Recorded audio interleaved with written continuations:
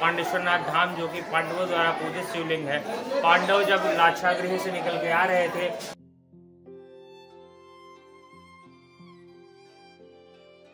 Prayagraj city से करीब 27.5 kilometre दूर ये गांव है थरवई, जिसके आगे बना है एक प्राचीन और ऐतिहासिक टेंपल, जिसके बारे में महज कुछ चंद लोग ही जानते हैं।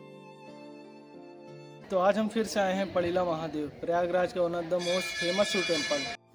मान्यता है कि सतयुग में पांचों पांडवों ने अपने अज्ञातवास के दौरान इस मंदिर की स्थापना कराई थी। यहाँ पे कुछ दिन बाद ही महाशिवरात्रि स्टार्ट होने वाला है और महाशिवरात्रि के टाइम पे यहाँ पे बहुत ज़्यादा भीड़ हो जाएगी। और महाशिवरात्रि के इस पर्व को हम भगवान शंकर और माता पार्वती के विवाह के रूप में भी मनाते हैं।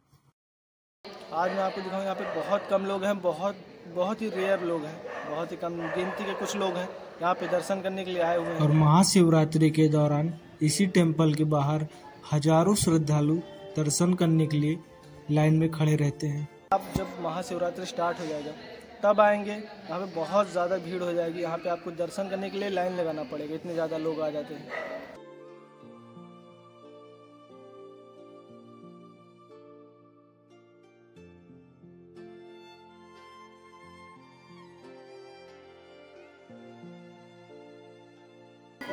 यहाँ पर रहने खातिर तो क्या होगा, शंकर भगवान वहाँ तो खुदाई कर रहे थे, तो शंकर भगवान का धान निकला, तो शंकर वहाँ वापस निकले, वहाँ कीड़े बिच्छू निकलने लगे, पांचों पांडव भाग गए।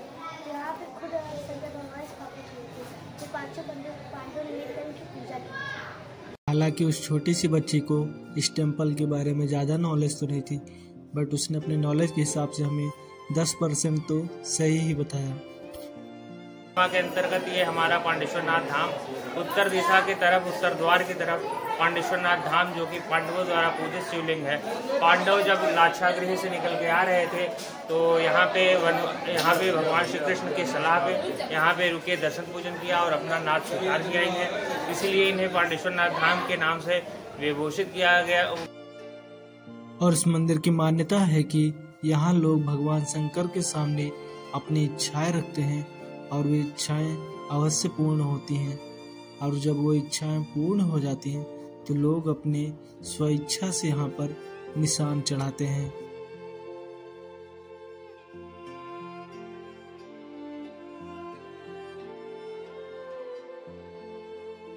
इन्हें उन्होंने अपना नाथ स्वीकार किया, पांडेश्वरनाथ धाम के नाम से इस मंदिर तब से प्रसिद्ध हो गया।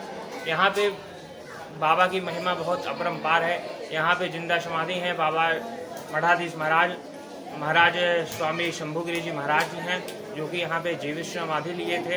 यहाँ पे समाज कल्याण के लिए इन्होंने बहुत अहम योगदान दिया था। और इसी प्रकार से यहाँ पे प्रयाग की परिक्रमा के बारे में विभिन्न वेदों और पुराणों में बहुत महिमा मंडित किया गया है, बहुत सी बातों को यहाँ स्पष्ट किया गया है। और यहाँ पे प्रयागराज की परिक्रमा में यहाँ इसका एक अहम योगदान है। जो भी अखाड़ा आते हैं, साधु संत आते हैं, वो माघ में स्नान के बाद यहाँ पे आते हैं, परिक्रमा करते हैं, बाबा का पूजन करते हैं, अभिषेक करते हैं, तभी प्रयाग में स्नान और प्रयाग का जो पुण्य फल है वो प्राप्त हो पाता है।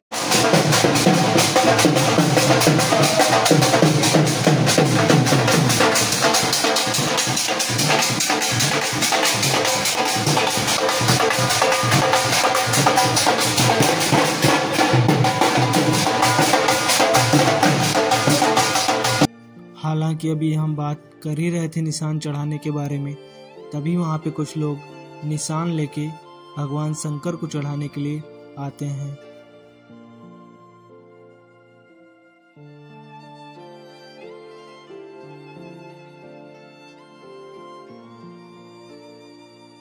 आप महाशिवरात्रि के बारे में क्या बताना चाहेंगे? अभी कुछ महाशिवरात्रि में यहाँ बहुत ही विशाल मेला लगता है।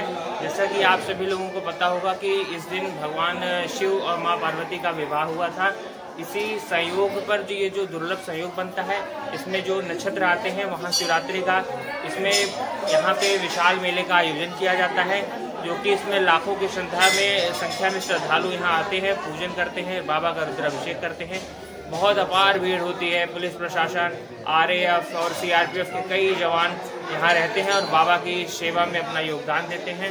ये बाबा की महिमा है और यहाँ पे बाबा की जो है महिमा इतनी अपरंपार है कि एक लोटा जल ही छोड़ देने पे बाबा प्रसन्न हो जाते हैं। हालांकि ये टेम्पल हमारे घर से महज कुछ किलोमीटर की दूरी पर है, इसलिए हम यहाँ पर अक्सर दर्शन करने के लिए जाते रहते हैं।